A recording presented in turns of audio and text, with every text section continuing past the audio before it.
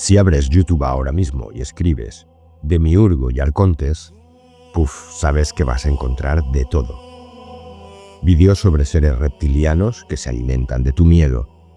Canales que te explican que la luna es hueca, que Saturno emite una señal de realidad falsa, eventos que son sacrificios cósmicos al Demiurgo y que vivimos dentro de una simulación digital diseñada por entidades interdimensionales. Incluso reacciones a teorías de un videojuego donde los arcontes son personajes. Es un panorama amplio y curioso porque en realidad, debajo de todo eso, y muy tapado, siguen los textos originales para el que quiera molestarse en leerlos. Tranquilos y viejos, casi 2000 años, y deseando que alguien en nuestra época vuelva a leerlos sin tener que añadirles naves espaciales. Pero te voy a hacer una pequeña confesión. Hace ya unos cuantos años, antes de que existiera este canal, yo también veía esos vídeos y hojeaba bastantes de esos libros. Y durante un tiempo, no es que me lo creyera 100%, pero sí me parecía que ahí podía haber algo y que el mundo es lo bastante raro como para que eso tuviera posibilidades de ser verdad. ¿Y qué pasó?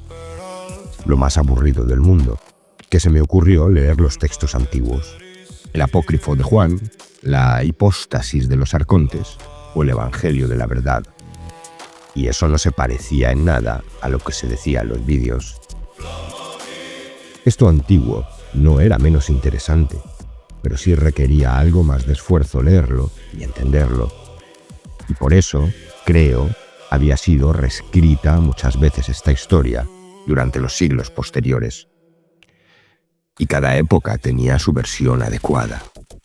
Y la versión actual, la reptiliana, la conspirativa, etc., es simplemente la última y la que encaja en nuestro mundo. Así que lo que te ofrezco hoy es ir primero al mito original sin retoques y después a sus reencarnaciones modernas.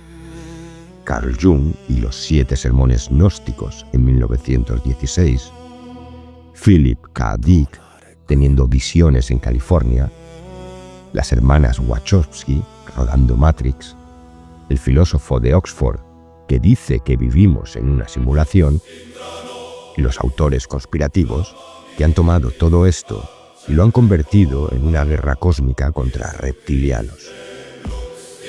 Quizá así descubramos por qué esto tan viejo sigue volviendo con diferente disfraz, cada vez que el mundo pierde valores y rumbo y entra en una crisis grande.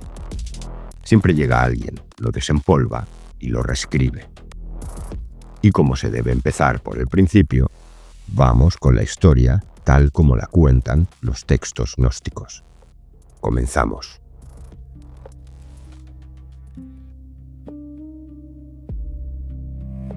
El Demiurgo y los arcontes, para los gnósticos antiguos, eran personajes de una historia, con un comienzo, un desastre y un personaje protagonista muy claro. La protagonista se llamaba Sofía, que en griego, ya lo sabes, quiere decir sabiduría. Antes del mundo material, antes del tiempo, antes de todo lo que podemos imaginar, había lo que los gnósticos llamaban el pléroma, la plenitud. No es un sitio, es un estado. Es la realidad infinita en su forma sin forma. Dentro del pléroma habitaban los eones, que tampoco son personas o seres exactamente. Son aspectos del uno, atributos divinos o emanaciones que mantienen un equilibrio perfecto. Repito, no son seres, son atributos del pléroma. Y cada eón está emparejado con su contraparte femenina, una consorte. Lo masculino y lo femenino en perpetua armonía. Sofía es el eón más joven, la última de los eones, y es la que está más cerca del borde, en el límite donde la plenitud termina y el vacío empieza. Y quizá debido a ello, en Sofía se produce algo que va a traer consecuencias. Sofía siente un deseo enorme, conocer al Padre, al Uno, a la fuente última de toda emanación. Ella quiere comprender al incognoscible y con el impulso del deseo comete un error. Se lanza a crear sola, sin su consorte y sin permiso, solo con su voluntad. Y de ese acto de voluntad solitaria nace un ser. Pero atento, lo que Sofía da a luz no es otro eón más. Es algo deforme, un ser con cabeza de león y un cuerpo de serpiente, los ojos como dos relámpagos. Vamos, una criatura que no debería existir, porque ha sido creada sin la armonía de todo lo demás. Sofía mira lo que ha hecho, siente vergüenza y lo esconde en una nube fuera del pleroma, donde ningún eón pueda verlo. Pero, al esconderlo, Sofía hace que ese ser quede aislado de todo. Ese ser nuevo se queda sin saber que existe algo por encima de él y no sospecha que él mismo es hijo de una madre que lo escondió porque le dio asco. Ese ser, como ya imaginas, es el Demiurgo y tiene 3 nombres. Yaldabaoth, que en arameo antiguo significa probablemente hijo del caos. También se llama Saklas, que significa el necio. Y le llaman también Samael, que significa el dios ciego. 3 nombres que muestran las 3 caras del problema. Por tanto, fíjate que no es maldad intrínseca lo que define al Demiurgo. Es ignorancia, es necedad, es ceguera. Y todo por ese acto de despreciarlo y aislarlo.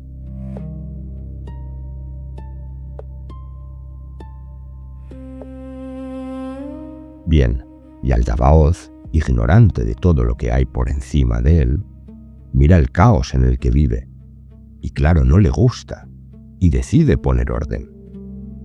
Roba a su madre, sin saber que es su madre, una parte de su luz, y con esa luz robada, esa sabiduría, empieza a fabricar 7 arcontes, que en griego arcontes significa simplemente gobernantes, autoridades, los que mandan. Estos 7 arcontes son los señores de los 7 planetas conocidos por los antiguos: Sol, Luna, Mercurio, Venus, Marte, Júpiter y Saturno. El Sol y la Luna también los llamaban planetas antes, planetes errantes, y cada uno gobierna una esfera del cielo. Esto es astrología pura, si conoces algo de astrología seria. Y entre Yaldabaoth y sus arcontes fabrican el universo material, el mundo que vemos y todo lo que se manifiesta en él: la enfermedad, el deseo, la muerte, el dolor, la alegría, todo. Y entonces, claro, Yaldabaoth, contento de su obra, se planta delante de su creación y proclama.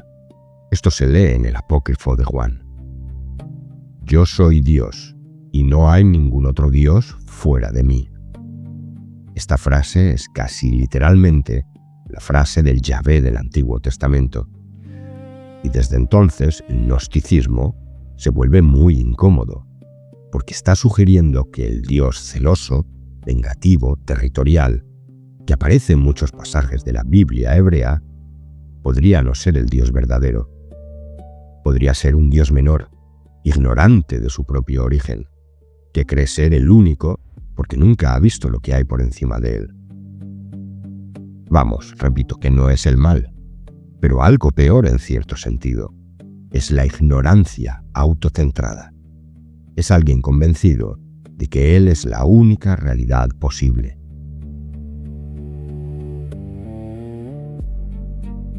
¿Y qué pasa con Sofía? Pues que Sofía se arrepiente, llora, reza, se humilla. Pero ¿sabes qué? Dentro de todo ese desastre, algo de la luz de Sofía quedó atrapada en el ser humano creado. Y hay una posibilidad de salida. Esa luz robada por Yaldabaoth y mezclada con barro está dentro de ti. es llamada la chispa por los gnósticos. Y todo el camino espiritual gnóstico, todo el trabajo, consiste en recordarla, porque siempre estuvo ahí. Pero el tema es que, como ocurre, ya comenzaron las interpretaciones, y no surge un gnosticismo único. Había varios gnosticismos de origen. Por ejemplo, para los setianos, descendientes espirituales de Set, el tercer hijo de Adán, el mito de Sofía y Aldabaoth era el corazón de todo. El apócrifo de Juan y la hipóstasis de los arcontes son textos suyos. Los valentinianos, seguidores de un tal Valentín, que estuvo a punto, dicen, de convertirse en obispo de Roma, estos eran más sutiles y complejos, más cercanos a la ortodoxia cristiana. Ellos tienen el Evangelio de la verdad. Estaban los basilidianos, seguidores de Basílides de Alejandría, que tenía una cosmología asombrosa. 365 cielos superpuestos, uno por cada día del año, todos gobernados por una figura llamada Abraxas, cuyo nombre justamente suma, en numerología griega, 365, como los días que tiene un año, claro. Sí, estos eran griegos egipcios, y de cosas simbólicas raras sabían un rato, así que hicieron una teología basada en el calendario. Aparecen los ofitas y los naasenios, que se llamaban así por la palabra serpiente en griego y en hebreo. Imagina qué hacían. Reverenciaban a la serpiente del Edén. ¿Por qué? Porque la serpiente del Génesis no era la mala de la película, era la liberadora que vino a decirle a Adán y a Eva que el Dios ese que les hablaba en el jardín del Edén les estaba mintiendo, que comieran del árbol del conocimiento y que abrieran los ojos. De hecho, para los sofitas, la serpiente era una enviada de Sofía. Y luego tenemos un caso aparte, Marción de Sinope, un señor que se pasa por alto cuando se habla de esto, pero que es decisivo. Es que Marción no era exactamente un gnóstico. El caso es que fue el primero en proponer, allá por el siglo II, una idea herética. El Dios del Antiguo Testamento y el Padre de Jesucristo son dos divinidades distintas. Todo lo que se sabía sobre los gnósticos venía de sus enemigos, de los heresiólogos, de gente como Ireneo de Lyon, que escribió 5 libros titulados Contra los herejes, describiendo y refutando con detalle minucioso las doctrinas gnósticas. Pero Ireneo metió la pata queriendo destruir el gnosticismo, porque él terminó preservándolo. Sin sus libros no sabríamos casi nada. Paradojas de la vida. Y así estuvimos hasta diciembre de 1945. Bien, la historia oficial dice que 2 campesinos egipcios, que parece ser se encontraban saqueando una tumba cerca de Nag Hammadi, al cavar dieron con una vasija de cerámica sellada con 13 libros de papiro encuadernados en cuero. 52 tratados. La biblioteca gnóstica más importante que se ha encontrado nunca. Por primera vez en 1700 años, teníamos las voces de los gnósticos en primera persona, no versiones deformadas de sus enemigos. El apócrifo de Juan completo, el Evangelio de Tomás, el Evangelio de Felipe, el Evangelio de la verdad, la hipóstasis de los arcontes, la Pistis Sofía, descubierta en realidad antes, pero ahora bien contextualizada por todo esto que había sido encontrado. Entonces, en 1979, Elaine Pagels publica un libro titulado simplemente Los Evangelios Gnósticos. Y esto lo cambió todo. Porque de repente esta cosmología, que era cosa de ratones de biblioteca, se volvió un fenómeno cultural. Y al hacerse público para todos, empezó como un resurgimiento, una segunda vida para el gnosticismo. Bien, aunque el mito gnóstico llevaba siglos oficialmente muerto y enterrado, en realidad como idea y visión del mundo, nunca había dejado de funcionar. Seguía bajo otros nombres y con otras formas, y a lo largo del siglo XX volvió a la superficie por otros canales. El primero fue Carl Gustav Jung. En 1916, Jung estaba en una etapa muy oscura de su vida y atravesaba una crisis psíquica que él mismo después llamaría una confrontación con el inconsciente. Y escribió en privado, en el Libro Rojo, 7 textos breves. Los firmó con un nombre que no era el suyo. Los atribuyó a Basílides de Alejandría, aquel gnóstico de los 365 cielos, y los tituló Septem Sermones ad Mortuos, los 7 sermones a los muertos. Y lo que estaba escribiendo era teología gnóstica nueva, atribuida a un autor de 1800 años antes. ¿Por qué hizo eso Jung? Porque para él los gnósticos no eran una secta perdida, sino los antecesores directos de la psicología profunda. El pléroma era para Jung el sí mismo. El demiurgo era el ego inflado que cree ser el todo. Los arcontes eran complejos autónomos del inconsciente, arquetipos psicológicos que nos gobiernan sin que sepamos que existen. Y la chispa era la imagen de Dios dentro de cada uno, la imago Dei, la posibilidad de individuación. Jung mantuvo esta obra de los 7 sermones casi en secreto. Los hizo imprimir privadamente para amigos. Y solo en 2009 se publicó por fin el Libro Rojo completo y se vio que esos textos eran como una confesión gnóstica del fundador de la psicología analítica. A finales de los años 50 apareció otra lectura, filosófica esta vez. Un filósofo alemán judío que se llamaba Hans Jonas escribió un libro titulado La religión gnóstica, en el que sostenía que los gnósticos fueron los primeros existencialistas, porque ellos ya describían esa sensación específica de haber sido arrojados a un mundo que no es tu casa, gobernado por fuerzas indiferentes u hostiles y sin un destino fijo. Algo que es el corazón de la filosofía existencial moderna. Heidegger lo llamó con una palabra alemana que ni me atrevo a pronunciar, pero que en español sería algo así como el ser arrojado.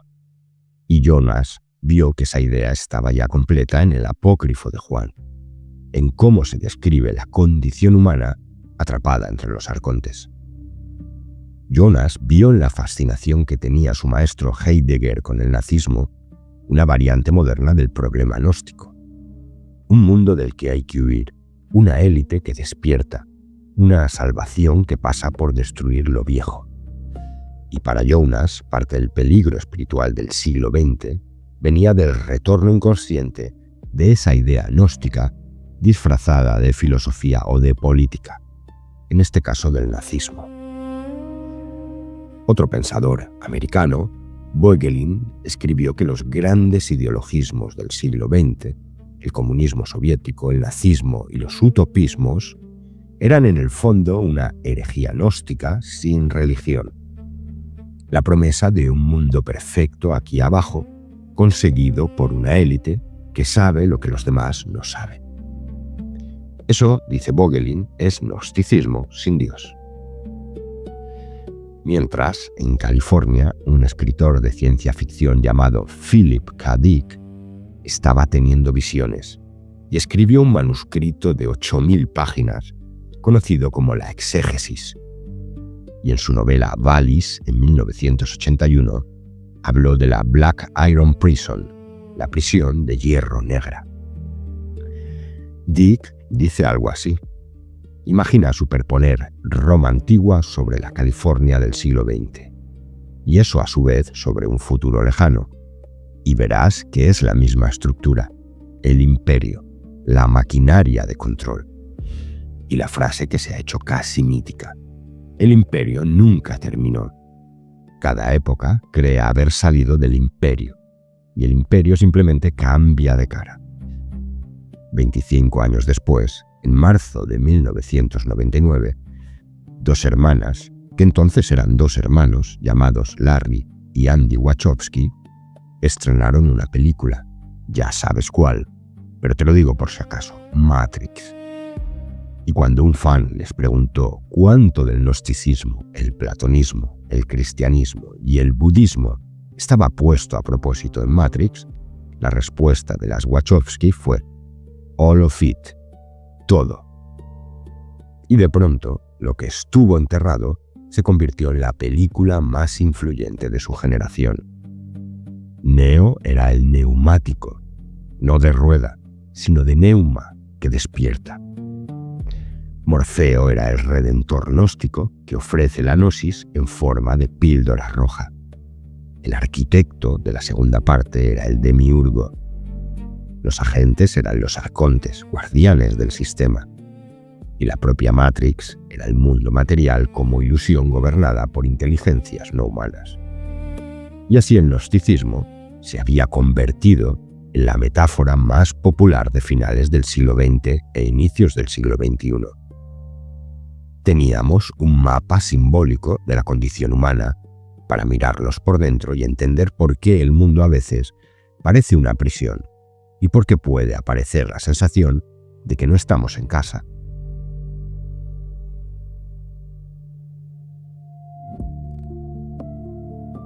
Pero en paralelo empezó a crecer otra lectura y en algún momento de los últimos 20 años se populariza totalmente.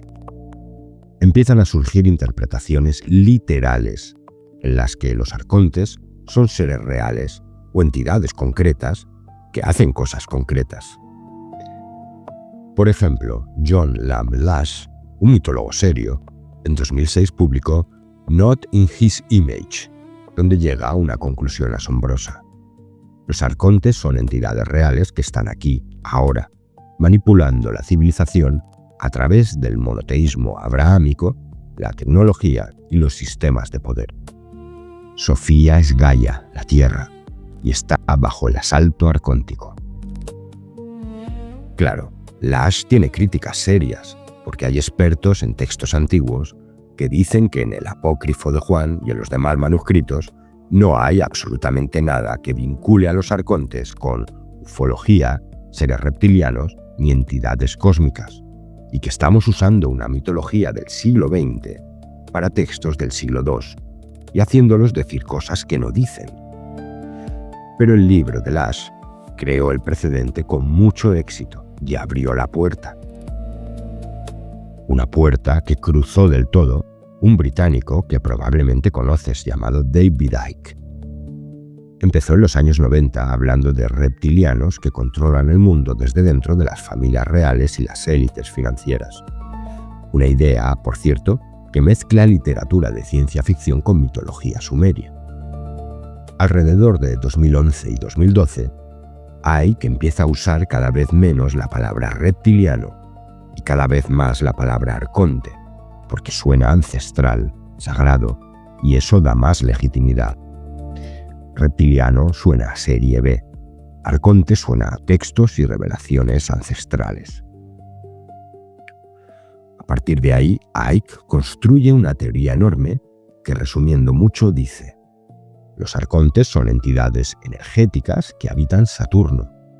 La Luna, que para Icke es un satélite artificial hueco, amplifica una señal de una realidad falsa que Saturno emite hacia la Tierra. El miedo, la ansiedad o la división humana es alimento arcóntico y ciertos eventos son provocados como sacrificio cósmico para alimentarlos, y así casi sin límite. Y mira, te voy a confesar algo, ya te lo adelanté al principio. Hace ya unos cuantos años, yo leí algunos de estos libros, bastantes entradas de blogs, he visto vídeos, vi los vídeos de David Icke. Y durante un tiempo, no es que lo creyera absolutamente, pero sí pensaba que ahí podía haber algo, de verdad. Que demasiadas cosas raras pasaban y que el mundo es lo bastante extraño como para que esa explicación tuviera posibilidades de ser real. Aunque era algo ambiguo, como una sensación rondando de una hipótesis que se podía dejar ahí en pausa por si acaso. Y me parece que mucha de la gente que consume estos contenidos está en ese estado intermedio. No es que se lo crean del todo, les parece posible y lo siguen consumiendo. Pero claro, han pasado ya unos cuantos años, y aunque no puedo descartar esto del todo, quién sabe. Pero prefiero sencillamente ir a las fuentes. El apócrifo de Juan, el Evangelio de la Verdad, etc., y ver si ahí hablan realmente de ello tan abiertamente. De lo que te das cuenta es de que el gnóstico antiguo del siglo II, escribiendo sobre Yaldabaoth y los 7 arcontes, jamás habría reconocido esta interpretación moderna por una cuestión espiritual de fondo. La gnosis antigua era un acto de introspección, de mirar adentro, conocerte a ti mismo, dice el Evangelio de Tomás, y conocerás al Padre. Los arcontes son las fuerzas internas que te impiden ver lo que ya eres. Identificaciones, miedos, patrones automáticos e inercias mentales. Compruebas que hablan de una prisión, pero que está dentro. La relectura moderna te señala hacia afuera. Saturno, los reptilianos, etc. La prisión está fuera. Y creo que mientras sigas ocupado identificando enemigos cósmicos, lo que te dejas sin examinar y sin trabajar es precisamente lo que el gnóstico antiguo intentaba señalar. Tú mismo. Es una inversión total del sentido, y así la gnosis se convierte en su contrario. Dicho para que se entienda, es la manera de no tener que cambiar nada importante de uno mismo, mientras se consuela con la sensación gratificante de que ha despertado. Y fíjate qué interesante, porque la teoría de la simulación creada, que el filósofo de Oxford Nick Bostrom publicó en 2003, puede caer también en el mismo molde. La idea de Nick Bostrom es que vivimos dentro de una simulación digital creada por programadores, seres de un nivel superior. Y eso es la cosmología gnóstica en su ultimísima versión. Vamos, que cada época hace su versión adaptada. Y la nuestra tiene dos, pero ninguna de las dos exige introspección, ni autoobservación, ni autoconocimiento. ¿Por qué cada vez que el mundo entra en una crisis grande, desencanto, el cambio de milenio, guerras, la sospecha generalizada de que algo va mal con la realidad, por qué este mito se desempolva y se reescribe en versión actualizada?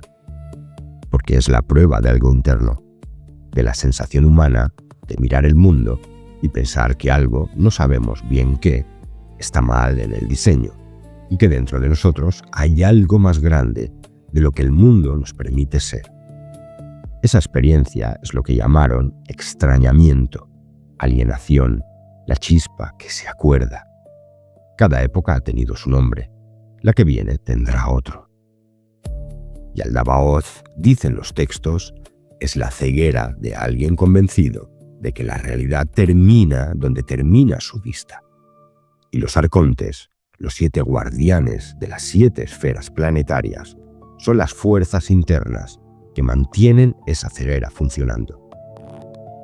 Me parece que los arcontes siguen exactamente donde los pusieron sus autores hace 1800 años, en las inercias de la mente, miedos heredados e identificaciones rígidas, o en las certezas demasiado cómodas, en todo aquello que llevamos dentro y que actúa por nosotros mientras creemos que somos nosotros los que actuamos.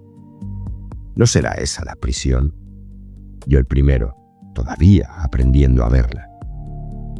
Justo ahí estamos la mayoría, igual que esos señores de Alejandría hace 2000 años, mirando un mundo que no acaba de cuadrar, no les encantaba, y preguntándose quiénes somos en realidad. Pero no te olvides de la chispa que se acuerda. Sigue siendo la única manera de salir, y esa chispa no es poca cosa. Gracias.